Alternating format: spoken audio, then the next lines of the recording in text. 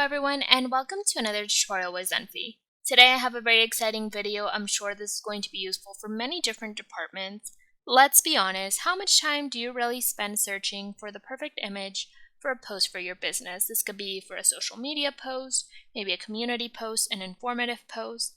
You have the perfect idea and then you have to spend 30 minutes scrolling through different stock photo sites trying to find something perfect that isn't too generic or different than what you're looking for, and sometimes even then you can't find exactly what you're looking for.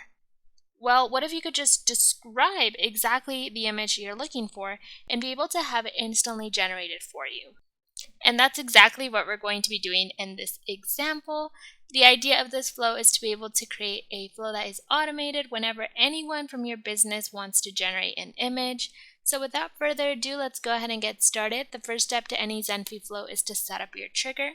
In Zenphi, the trigger is what starts your flow.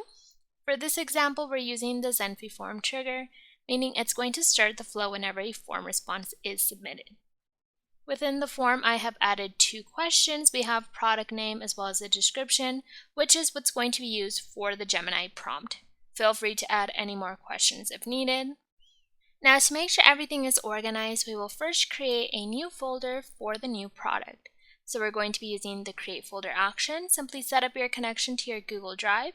This is going to grant Zenphi permission to be able to access your Google Drive and create that folder.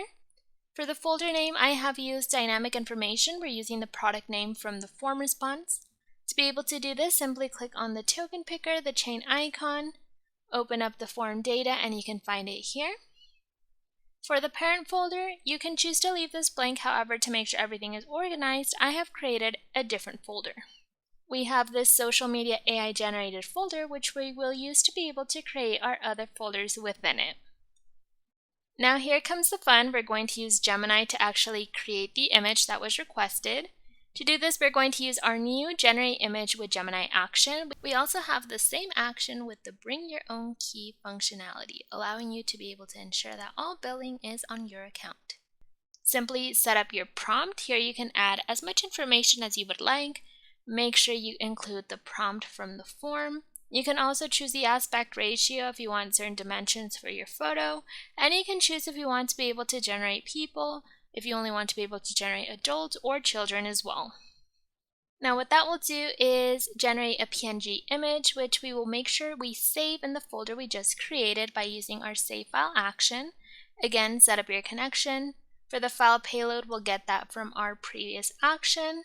We also have the folder from the previous action as well, so simply select the appropriate token and you can change the name of the file here as well.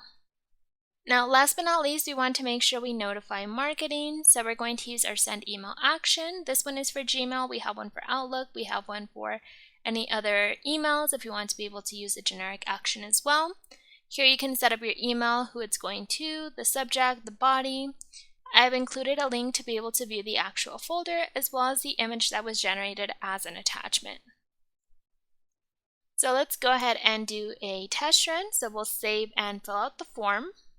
We'll go ahead and fill it out like so. We'll click submit. As soon as you fill out the form, that will start a new instance. If we look into our Google Drive, we can see the folder was created here with the image as seen here. And if we go to our email, this is what it would look like. So we have a link to the folder and then the image as an attachment as well.